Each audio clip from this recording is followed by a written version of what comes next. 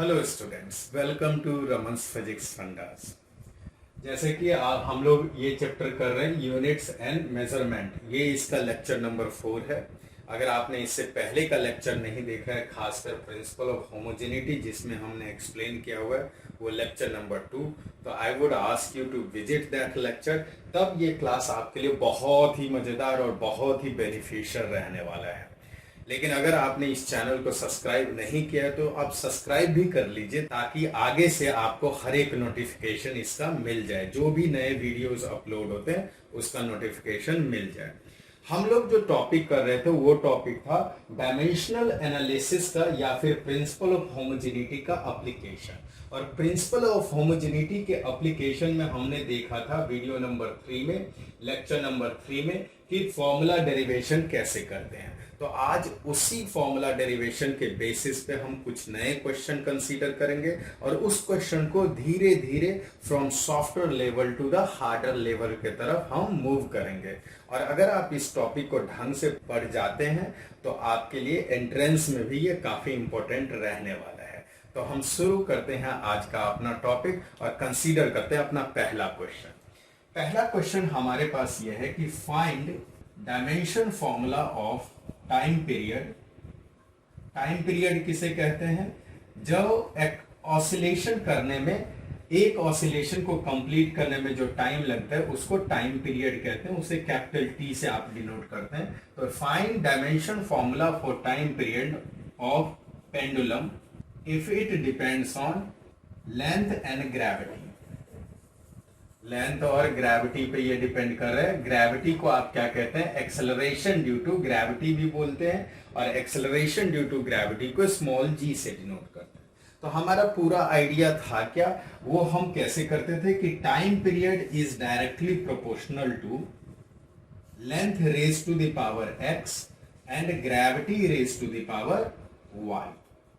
अब हम क्या करते हैं, इस प्रोपोर्शनल साइन को हटाते हैं और कांस्टेंट हम ऐड करते हैं। कांस्टेंट फिलहाल आप इस चैप्टर में इग्नोर कर सकते हैं। क्यों इग्नोर करना है कांस्टेंट को? क्योंकि कांस्टेंट एक क्या है, ऐसा वैल्यू है जिसकी कोई डायमेंशन नहीं होती। वो क्या है, फिक्स है। टाइम के रिस्पेक्ट में या किसी भी चीज के रिस्पेक्ट में कांस्टेंट फिक्स होता है, उसका कोई भी डायमेंशन नहीं होता, डायमेंशन लेस होता है। इसीलिए आप यहाँ पे जब प्रोपोर्शनल साइन को हटाते हैं तो कांस्टेंट के लगाने के बाद इस के को आप चाहें तो अगले स्टेप में इग्नोर कर सकते हैं, एल्स इसका इस इक्वेशन में कोई सिग्निफिकेंस नहीं रह पाता है।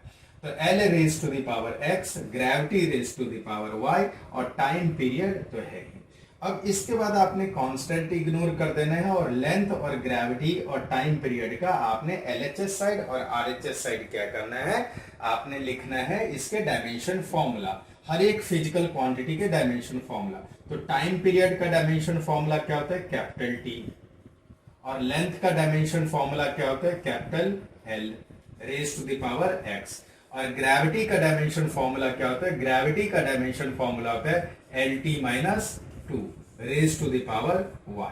अब क्या करते हैं कि LHS साइड आपने देखा कि सिर्फ अकेला एक डायमेंशन है capital T, but RHS side L भी है और T भी है। अब इस सारे L को एक सिंगल ब्रैकेट में आपने एक इंक्लोज करना है।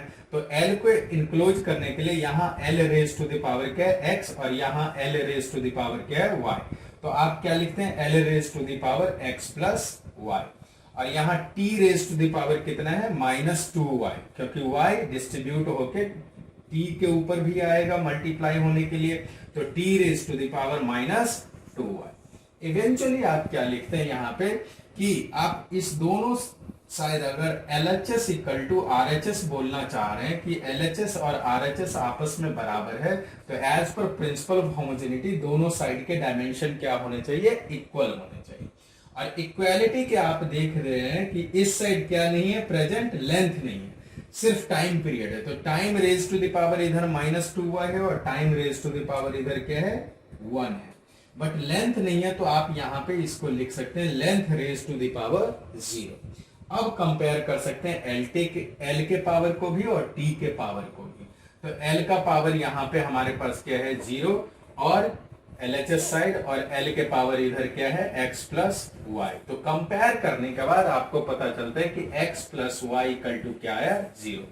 ऐसे सिमिलरली आप t के पावर को कंपेयर कीजिए, तो LHS साइड कितना है, t के पावर 1 है, तो t raise to the power 1 और t raise to the power 2y, तो 2y इक्वल टू आपके सामने -2y, तो 2y minus 2y equal to आपके सामने क्या आ गया, 1 आ गया। अब y इक्वल टू यहां से आप 2 को दूसरे साइड ले जाते तो डिवाइड हो जाएगा, डिनोमिनेटर में जाएगा तो -1/2, और इस -1/2 को आप यहाँ पे वैल्यू पुट कीजिए और x की वैल्यू फाइंड आउट कर लेंगे, तो x -1/2 इक्वल टू 0, ये -1/2 इक्वल टू के दूसरे साइड गया, x की वैल्यू कितना आ गया, 1/2 आ गया। अब x और y की वैल्यू आपने फाइंड आउट कर लिया, और x और y की वैल्यू फाइंड आउट करने के बाद आप क्या करते हैं, इस x और y की वैल्यू इस इनिशियल इक्वेशन में पुट कर देते हैं और आपके पास फाइनल डायमेंशन फॉर्मूला का आंसर आ जाता है। तो t raise to the power t equal to क्या लिखेंगे आप, l raise to the power x, तो ये 1/2 है, और gravity raise to the power y, तो ये कितना है, -1/2 है। अब t इक्वल टू क्या लिख सकते हैं, l raise to the power 1/2 और gravity raise to the power -1/2 है, तो आप इसे ये लिख सकते हैं 1 upon gravity raise to the power 1/2। तो ये क्या लिख दिया हमने, gravity raise to the power 1/2। अब इसको एक साथ लिखिए, तो आप 1/2 किसी चीज के पावर होता है, मान लीजिए कि x raise to the power 1/2 है, तो इसको क्या लिख सकते हैं, √x लिख सकते हैं। तो इसीलिए हम इसको किसमें पुट कर सकते हैं, √L/g। तो ये आपका किसका फॉर्मूला आ गया, टाइम पीरियड का फॉर्मूला आ गया। इसमें कांस्टेंट इग्नोर है, अगर कांस्टेंट आपने यहाँ पे इग्नोर नहीं किया होता तो मैथमेटिकली ये जो प्रैक्टिकली आता है आपका एक्सपेरिमेंट के बेसिस पे ये रिजल्ट आता है, वो रिजल्ट है 2π√L/g। तो सिर्फ आप ये देखें कि इस चैप्टर में आपने कांस्टेंट कहीं पे भी किसी भी फॉर्मूला में आप डेराइव नहीं कर पाएंगे। ये इस तरीके के फॉर्मूला डेरिवेशन का या principal of homogeneity dimensional analysis की वीकनेस है, उसकी लिमिटेशंस है कि वो हमें कांस्टेंट कभी भी फॉर्मूला में डेराइव करके नहीं देता है। तो टाइम पीरियड इक्वल टू क्या हो गया, 2π√L/g। कंसीडर करते हैं एक और क्वेश्चन, जैसे कि आपको मजा आ रहा होगा ये टॉपिक सीखने में, तो आप मेरे साथ भी प्रैक्टिस कीजिए इस क्वेश्चन का। Practice makes man perfect. तो आप प्रैक्टिस करेंगे, आपके अंदर परफेक्शन आएगा, आप सफलता हासिल करेंगे। तो फोर्थ नंबर क्वेश्चन हमारा, तो थर्ड नंबर क्वेश्चन हमारा ये है कि find formula for frequency if it depends on wavelength, wavelength को लैम्डा से डिनोट करते हैं, एंड वेलोसिटी, वेलोसिटी को हम v से डिनोट करते हैं। तो इस क्वेश्चन को कैसे करेंगे, अच्छा फ्रीक्वेंसी को जो डिनोट करने के लिए हम इस्तेमाल करते हैं वो न्यू को बोलते हैं, उसको क्या बोलते हैं, इसे हम न्यू बोलते हैं। ऑलराइट, तो frequency depends on, nu depends on directly proportional to lambda raise to the power x and velocity v raise to the power y। अब ये न्यू है, ये v है, तो दोनों में आप लोग कंफ्यूज मत हो जाना, ठीक है। तो यहाँ पे क्या है आपके पास कि इसके बाद क्या करते हैं, प्रोपोर्शनल साइन हटा के कांस्टेंट इग्नोर मारना है आपने, तो डायरेक्ट इसको लिख सकते हैं frequency will be equal to lambda raise to the power x velocity raise to the power y। अब दोनों साइड LHS साइड और RHS साइड आपने क्या करना है, डायमेंशन फॉर्मूला लिखना है। तो फ्रीक्वेंसी का डायमेंशन फॉर्मूला होता है t-1, क्योंकि ये इनवर्स ऑफ टाइम पीरियड होता है ना, तो ये t-1। और वेवलेंथ एक तरीके की लेंथ की मेजरमेंट होती है, दो नोड के बीच में, दो एंटी नोड के बीच में, या क्रस्ट या ट्रफ के बीच में, कंप्रेशन या रेफ्रैक्शन के बीच के डिस्टेंस को हम क्या बोलते हैं, वेवलेंथ बोलते हैं। तो वेवलेंथ मतलब एक हमारा क्या है, डिस्टेंस है, तो L हो जाएगी इसकी dimension formula raise to the power x, और वेलोसिटी की डायमेंशन फॉर्मूला क्या होती है, LT-1 raise to the power y। अब RHS साइड आपने एक सिंगल ब्रैकेट में सारे वेरिएबल्स को इनक्लोज कर लेना है, तो t raise to the power -1 will be equal to L raise to the power x, और यहाँ L raise to the power y है, तो L raise to the power x plus y, and t raise to the power कितना आ जाएगा आपके पास, t raise to the power -y। अब क्या करते हैं, आप पावर कंपेयर कर देते हैं दोनों साइड प्रिंसिपल ऑफ होमोजेनिटी के बेसिस पे। तो comparing on the both side, compare both side, दोनों side once you have compared it, what happens here, we see that L is raised to the power x plus y, and here we have got no L, so L is raised to the power 0. So on LHS side we see that L is raised to the power 0, on RHS side we see that L is raised to the power x plus y. So on comparing these two power, what do we get? X plus y equal to 0. And on comparing the power for the variable t, t यहाँ पे क्या है, t raised to the power minus y है और t raised to the power minus 1 है। क्या लिख सकते हैं आप, minus y will be equal to minus 1। तो y इक्वल टू क्या आ गया, नेगेटिव साइन एक दूसरे के साथ खत्म, y इक्वल टू क्या आ गया 1। अब इस y की वैल्यू को इक्वेशन 2 से उठा के आपको इक्वेशन 1 में पुट कर देना है। तो x प्लस 1 इक्वल टू 0, और x की वैल्यू यहां से क्या आ गई आपके पास, माइनस 1। तो x की वैल्यू भी आपको मिल गया, y की वैल्यू भी मिल गया। तो इसे आप x y की वैल्यू फिर इनिशियल इक्वेशन में पुट कर दीजिए। तो फ्रीक्वेंसी इक्वल टू क्या, lambda raise to the power x, और x की वैल्यू -1, और velocity raise to the power y, तो वेलोसिटी के पावर +1। फ्रीक्वेंसी इक्वल टू क्या लिख सकते हैं, lambda raise to the power 1 को क्या लिखेंगे, -1 को 1 बाय लैम्डा, और ये क्या है वेलोसिटी। तो फ्रीक्वेंसी क्या आ गया आपके पास, frequency equal to velocity upon wavelength. This is your final formula. तो देखिए इसमें कोई कांस्टेंट नहीं था, तो इसने एग्जैक्ट फॉर्मूला आपको दे दिया। लेकिन अगर यहाँ पे कोई कांस्टेंट आ रहा होता, 2, 4, 2.5, 2 पाई, 4 पाई, 8 पाई स्क्वायर, कुछ भी आ रहा होता, तो वो आपको कांस्टेंट इस चैप्टर में इग्नोर करके चलना है।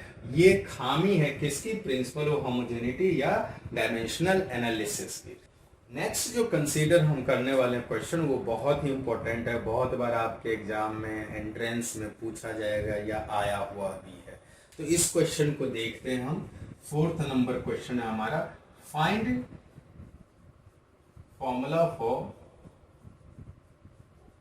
फॉर टाइम पीरियड, या टाइम पीरियड के जगह आपको फ्रीक्वेंसी भी बोला जा सकता है, तो हम लोग फ्रीक्वेंसी के लिए करेंगे, फ्रीक्वेंसी के लिए हम लोग डेराइव करेंगे। If it depends on length of wire, कोई वायर की लेंथ होती है उस पर डिपेंड कर रहा है। टेंशन इन वायर, अब टेंशन आपके लिए नया टर्म है, ये होता क्या, ये एक्सप्लेन करता हूं मैं। Tension in wire and mass per unit length.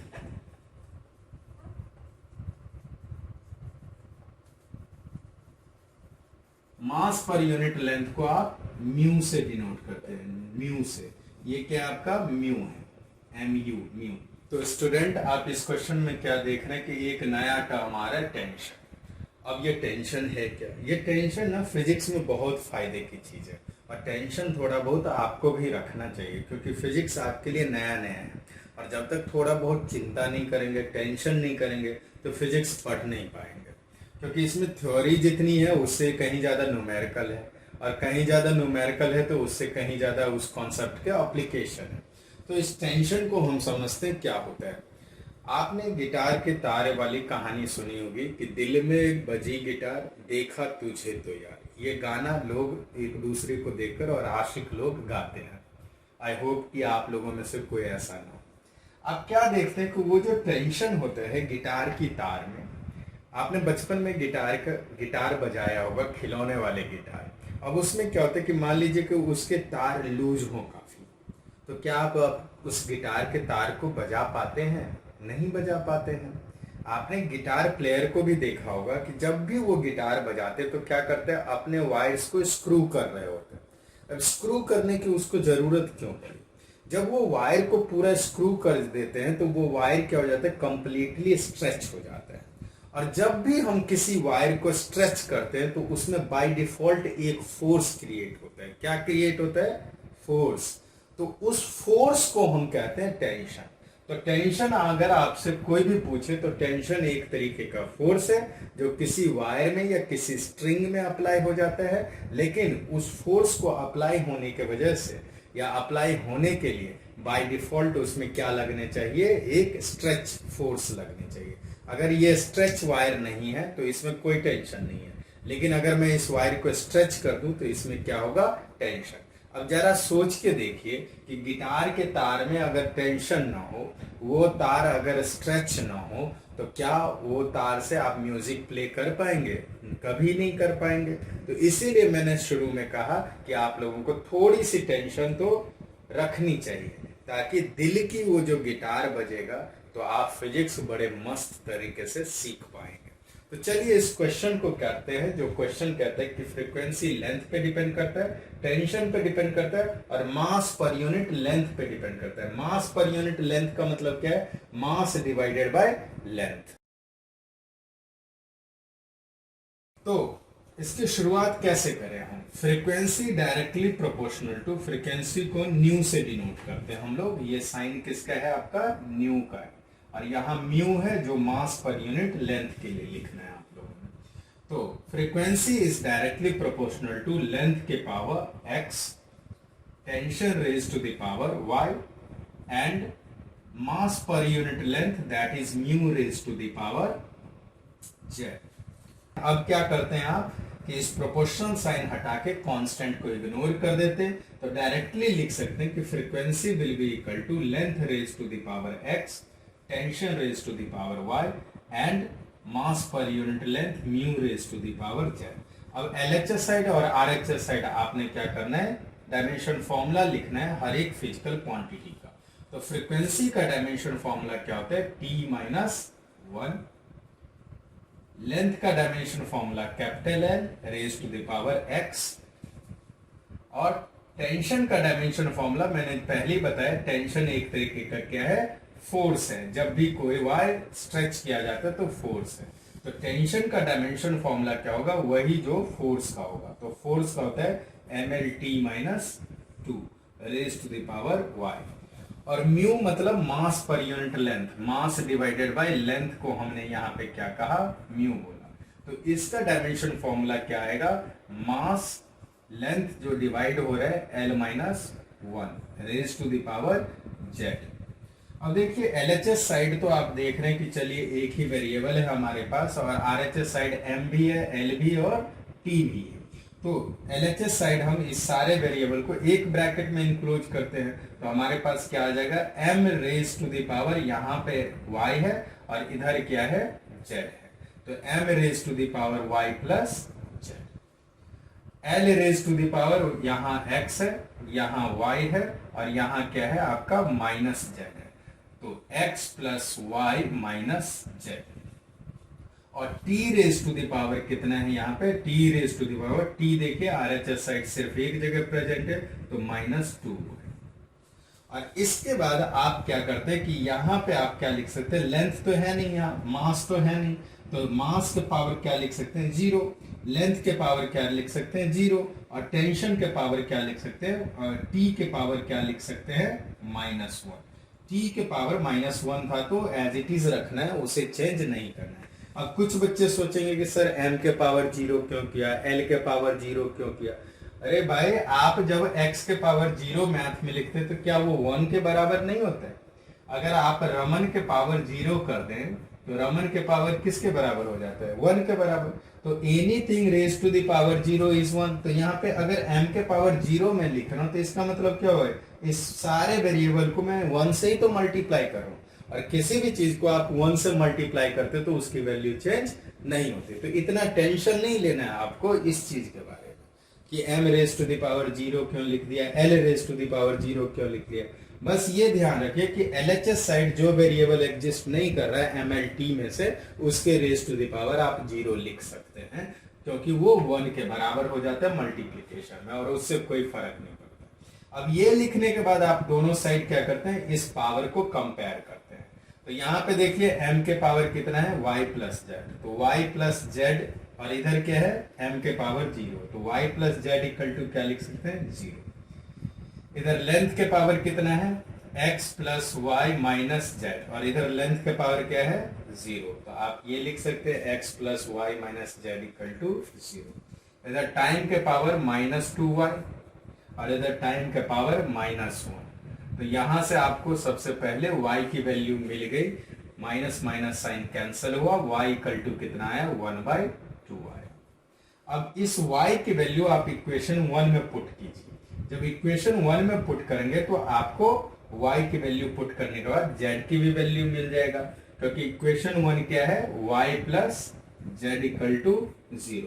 तो y कितना आया हमारे पास, half plus z will be equal to 0। अब half plus z will be equal to 0, तो z will be equal to -1/2। अब आपने क्या करना है कि सेकेंड इक्वेशन में आपने x की वैल्यू फाइंड आउट करनी है, तो y की वैल्यू पुट कीजिए आप थर्ड इक्वेशन से, और फर्स्ट इक्वेशन से आपने z की वैल्यू फाइंड आउट कर लिया है तो उसे पुट कीजिए। तो x प्लस 1/2 माइनस ऑफ 1/2, जो z की वैल्यू थी -1/2, इक्वेशन क्या हो जाएगा 0 के बराबर हो जाएगा। तो हाफ और माइनस माइनस साइन प्लस हो जाएगा मल्टीप्लाई होके, तो x plus half will be equal to 0। तो x plus 1 will be equal to 0। x की वैल्यू कितनी आ गई आपके पास, -1।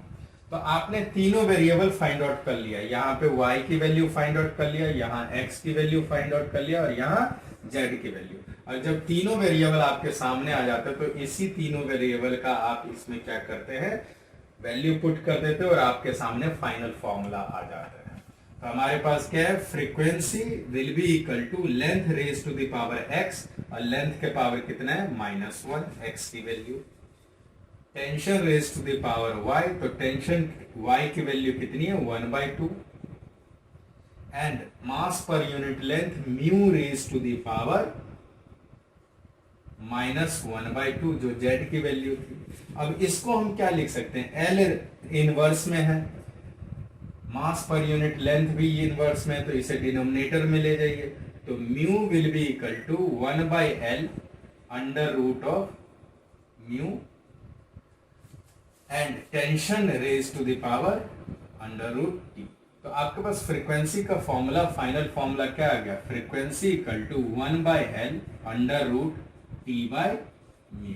तो this is your final formula for frequency. और अगर कोई आपसे इसका एक्चुअल फॉर्मूला अगर पूछे, तो एक्चुअल फॉर्मूला गिटार के वायर के लिए क्या होता है, mu equal to 1/2L under root T by mu.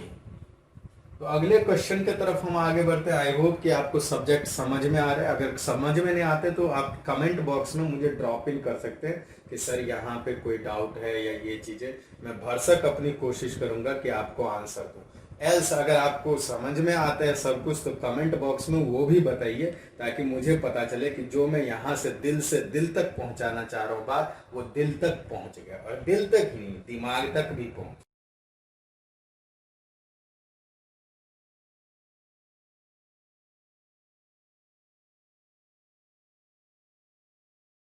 तो नेक्स्ट क्वेश्चन की तरफ हम आगे बढ़ते हैं। तो नेक्स्ट क्वेश्चन हमारा ये कहता है कि find formula for pressure P if it depends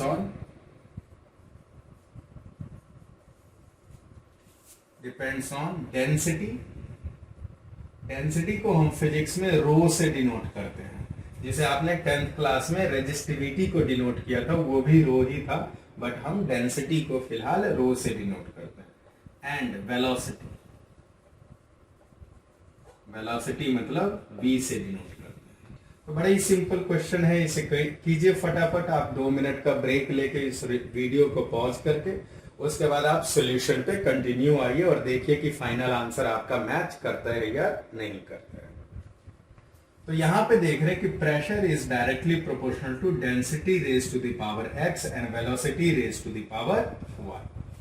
So what happens? Pressure will be equal to density raised to the power x and velocity raised to the power y. अब दोनों side आपने LHS और RHS side dimension formula लिखना है। तो pressure का dimension formula क्या होता है, ml-1 t-2, और डेंसिटी का डायमेंशन फॉर्मूला क्या होता है, ml-3 raise to the power x, और वेलोसिटी का डायमेंशन फॉर्मूला होता है आपका L t-1 raise to the power y। अब RHS साइड आपने MLT को एक सिंगल ब्रैकेट में इनक्लोज करना है, तो ML-1 T-2 तो LHS साइड है। RHS साइड देखें तो यहाँ पे m की पावर कितनी है, x है, तो m raise to the power x। यहाँ l के पावर क्या है, -3x है, तो l raise to the power -3x। यहाँ l के पावर कितना है, y है, तो +y, और t raise to the power कितना हो जाएगा, -y हो जाएगा। अब आप ये लिखने के बाद दोनों साइड कंपेयर कर देते, तो on comparing both the side, comparing both sides, दोनों साइड पावर आपने कंपेयर करना है, तो इधर m के पावर कितना है, x, और इधर m के पावर 1 है, तो x इक्वल टू क्या आ गया, 1 आ गया। नेक्स्ट t जो छोटा पावर है उसे पहले कंपेयर कर लीजिए, तो t raise to the power इधर क्या है आपके पास, -y, और t raise to the power इधर क्या है, -2, तो y इक्वल टू क्या आ गया, 2। अब देखिए x और y की हमें वैल्यू चाहिए थी, तो इस वाले इक्वेशन को हमें सॉल्व करने की जरूरत पड़ी भी नहीं, और x और y आपके सामने आ गया। तो ये एडवांटेज होता है छोटे इक्वेशन को पहले सॉल्व करने का। अब क्या करेंगे, आप इस x और y की वैल्यू इनिशियल इक्वेशन में पुट कर दीजिए, प्रेशर का फॉर्मूला आ जाएगा। तो pressure will be equal to what, density raise to the power x, और x की वैल्यू कितनी है, 1 है, और velocity raise to the power y, और y की वैल्यू कितनी है, 2। तो प्रेशर इक्वल टू आपके पास क्या आ गया, ρv² आ गया। इसका एग्जैक्ट फॉर्मूला क्या होता है आपके पास, pressure equal to half ρv² होता है, और ये डायमेंशनल एनालिसिस के थ्रू हम फॉर्मूला डेरिवेशन कर रहे हैं। तो ये मैजिक तो है नहीं कि आपका एग्जैक्ट वैल्यू दे देगा, इसमें कुछ न कुछ एरर है, और एरर क्या है कि कांस्टेंट को ये इग्नोर करके चलता है। तो ये आपका प्रेशर का फाइनल फॉर्मूला। अब इसी क्वेश्चन को एक और ढंग से कैसे पूछा जाता है वो हम करते हैं। क्वेश्चन नंबर 6 ये कह रहा है कि find out formula for pressure if it depends on density, gravity g, small g, and height या फिर लेंथ बोल सकते हैं, हाइट दैट इज h। तो pressure has to be proportional to density raise to the power x, gravity raised to the power y, and height raised to the power z। आप क्या करते हैं, प्रोपोर्शनल साइन को हटाते, constant को ignore मारिए, और इग्नोर मारने के बाद ये क्या आ जाएगा, density raise to the power x, gravity raise to the power y, and height raise to the power z। अब दोनों साइड डायमेंशन फॉर्मूला लिखना है, तो प्रेशर का डायमेंशन फॉर्मूला ml-1 T-2, और डेंसिटी का क्या होता है dimension formula, ml-3 raise to the power x। Gravity का क्या होता है, lt-2 raise to the power y, और हाइट एक डिस्टेंस है तो उसका डायमेंशन फॉर्मूला क्या होगा, l होगा, raise to the power z। RHS side आपने क्या करना है, तीनों वेरिएबल को MLT को एक ही ब्रैकेट में लिखना है। तो RHS साइड लिख देते हैं, m यहाँ पे है और कहीं दूसरे जगह नहीं है, तो m raise to the power सिर्फ x है, l यहाँ पे भी है, यहाँ पे भी है, और यहाँ पे भी है, तो l raise to the power यहाँ कितना है, -3x, और +y, और +z, और time t raise to the power, t सिर्फ एक जगह है, तो t raise to the power क्या आएगा, -2y। और अब आप क्या करते हैं कि LHS साइड जो ये वेरिएबल है और RHS साइड जो वेरिएबल है, दोनों डायमेंशनली इक्वल होना है, तो इसके वजह से पावर इक्वल होंगे, तो इस पावर को आप कंपेयर कर देते हैं। तो अगर LHS साइड आपको पूछा जाए तो LHS साइड ml-1 T-2 था, तो पावर कंपेयर करने पे एक साइड आप क्या देख रहे हैं, m के पावर x है, दूसरे साइड m के पावर 1 है, तो इसका मतलब x इक्वल टू क्या आ गया, 1 आ गया। बहुत अच्छा भाई, x इक्वल टू 1 आ गया। दूसरे साइड आप क्या करते हैं, t के पावर को पहले कंपेयर कर लेते हैं, क्योंकि छोटे इक्वेशन को जल्दी आप सॉल्व कर सकते हो। तो -2y जो t का पावर था एक साइड, LHS साइड, उसको कंपेयर कर देते हैं आप t के पावर -2 से, तो आपको पता चलता है -2y इक्वल टू क्या आया, -2 आया, और ये माइनस साइन भी कैंसिल और 2 भी कैंसिल, y इक्वल टू कितना आया, 1 आया। तो x इक्वल टू भी 1, y इक्वल टू भी 1। अब देखते हैं z इक्वल टू कितना आ रहा है। तो उसके लिए लेंथ के पावर को कंपेयर करेंगे, तो लेंथ के पावर एक तरफ है -3x plus y plus Z और दूसरे तरफ है लेंथ के पावर -1, तो -3x plus y plus z equal to क्या लिख सकते हैं, -1 लिख सकते हैं। अब x और y की वैल्यू इक्वेशन आप क्या करते हैं, फर्स्ट इक्वेशन और सेकेंड इक्वेशन से थर्ड इक्वेशन में पुट कर दीजिए। तो -3x plus 1 will be equal to -2। अब ये +1 को दूसरे साइड ले गए तो क्या हो जाएगा, उधर जाके -1 तो कितने -1 आपको मिलेगा यहाँ पे, 1 2 3, तो इसका मतलब -3x इक्वल टू क्या आ गया, -3 आ गया। जब ये +1 इस साइड गया तो माइनस साइन कैंसिल, 3 और 3 गया, x इक्वल टू क्या आ गया, 1। अरे वाह, ये तो तीनों का तीनों क्या आ गया, 1 1 1 ट्रिपल 1। अब x y z की वैल्यू आप किस में पुट कर देते हैं, इनिशियल फॉर्मूला में पुट कर देते हैं और वहां से आपका प्रेशर का फॉर्मूला डेराइव होके मिल जाता है। तो प्रेशर इक्वल टू आपको क्या मिल जाएगा, density raise to the power x that is 1, gravity raise to the power y that is 1 and height raise to the power z that is 1। तो pressure equal to what, ρgh। तो this is your final formula for pressure. और इसे हम, इस pressure को कहते हैं हम पोटेंशियल एनर्जी के वजह से जो प्रेशर क्रिएट होता है। तो ये कौन सा प्रेशर है आपका, पोटेंशियल एनर्जी का प्रेशर है। और अभी जो कुछ देर पहले हमने रो वी स्क्वायर किया था, ये काइनेटिक एनर्जी का प्रेशर होता है। कि मान लीजिए कोई वाटर फ्लो कर रहा है तो वो कौन सा प्रेशर एक्सर्ट करेगा, काइनेटिक एनर्जी। लेकिन वही वाटर ऊपर टैंक में रखा हुआ है, तो सिर्फ टैंक में जो वाटर है उसके वजह से कौन सी एनर्जी है उसमें, या कौन सा प्रेशर एक्सर्ट कर रहा है, पोटेंशियल एनर्जी प्रेशर एक्सर्ट कर रहा है, क्योंकि वो सर्टेन हाइट पे रखा हुआ है पानी। तो नेक्स्ट क्वेश्चन को हम देखते हैं। ये क्वेश्चन ये कहते हैं, find out formula for velocity, या फिर यहां पे ये भी लिखा सकते हैं कि orbital velocity if it depends on, ये किस पे डिपेंड करते हैं, ग्रेविटी पे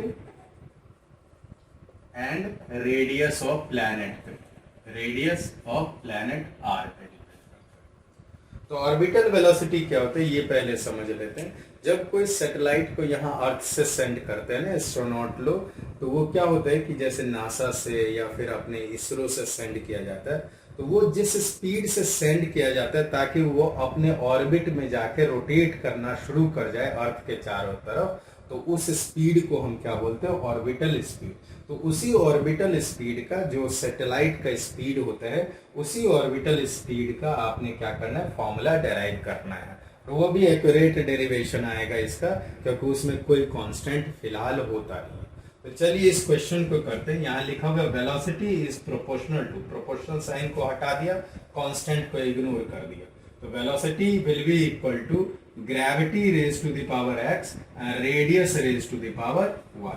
अब इसके बाद दोनों तरफ आप डायमेंशन फॉर्मूला लिखिए। तो LT-1 आपका वेलोसिटी का डायमेंशन फॉर्मूला, और ग्रेविटी का डायमेंशन फॉर्मूला क्या होता है बच्चों, LT-2 होता है। रेज टू द पावर क्या है यहाँ, x है। और रेडियस एक तरीके के लेंथ है, तो उसका डायमेंशन फॉर्मूला क्या होगा, L होगा, raise to the power y। अब आपके पास क्या है कि LHS साइड आप एक ही ब्रैकेट में सारे वेरिएबल को इनक्लोज करते हैं। तो यहाँ L raise to the power x है, यहाँ L raise to the power y। तो ultimately L raise to the power क्या लिखोगे आप, x प्लस y लिखोगे, और time raise to the power यहाँ क्या हो जाएगा, -2x आ जाएगा। और ये इधर क्या था, LHS साइड LT-1 था। अब क्या करते हैं, आप पावर को कंपेयर कर देते हैं as per principle of homogeneity. तो एक तरफ आप देख रहे हैं t raise to the power -2x है, और दूसरे तरफ t raise to the power -1 है। इसका मतलब -2x equal to -1, minus minus cancel हुआ, x इक्वल टू क्या आ गया, 1/2। अब लेंथ के पावर एक तरफ आप देख रहे हैं x प्लस y है, और दूसरे तरफ लेंथ के पावर 1 है। तो length raise to the power 1, तो x plus y equal to 1 लिख सकते हैं, और x की वैल्यू आप इक्वेशन 1 से इस्तेमाल कर सकते हैं इक्वेशन 2 में, तो 1/2 प्लस वाई इक्वल टू 1। अब आपके सामने क्या आ जाता है, y इक्वल टू 1 माइनस 1/2, तो y की वैल्यू कितनी आ गई, 1/2। 1 में से जब हाफ कैंसल होता है या माइनस होता है, सब्ट्रैक्ट होता है, तो y की वैल्यू क्या आएगी, -1/2। अब ये x की वैल्यू भी आपके सामने है, y की वैल्यू भी आपके सामने, इस दोनों को उठा के आप इनिशियल इक्वेशन में पुट कर दीजिए, आपके पास फाइनल फॉर्मूला आ जाएगा। तो आप वेलोसिटी इक्वल टू क्या लिख सकते हैं, velocity can be written as gravity raise to the power x which is 1/2 and radius raise to the power y which is 1/2। अब ये power anything raise to the power 1/2 can be written as over root, तो velocity equal to क्या आ जाएगा, √g √r, इस दोनों को एक साथ लिख सकते हैं, वेलोसिटी इक्वल टू क्या गया, √gr। तो ये फाइनल फॉर्मूला आपका किसका मिला, ऑर्बिटल वेलोसिटी का या ऑर्बिटल स्पीड का मिला, जो सैटेलाइट के साथ एसोसिएटेड है। तो that's all for today student. I hope कि आपको ये वीडियो समझ में आया। अगर समझ में आया तो आपने अभी तक चैनल सब्सक्राइब कर लिया होगा, नहीं किया है तो जल्दी कर लो, ताकि आपको नए वीडियो का अपडेट मिलता जाए। और दूसरी बात, अगर समझ में आया तो अपने फ्रेंड को भी ये सजेस्ट कीजिए। हम मिलेंगे अपने अगले लेक्चर में, और वो होगा यूनिट्स एंड मेजरमेंट का lecture number 5। Until then, take care. God bless you.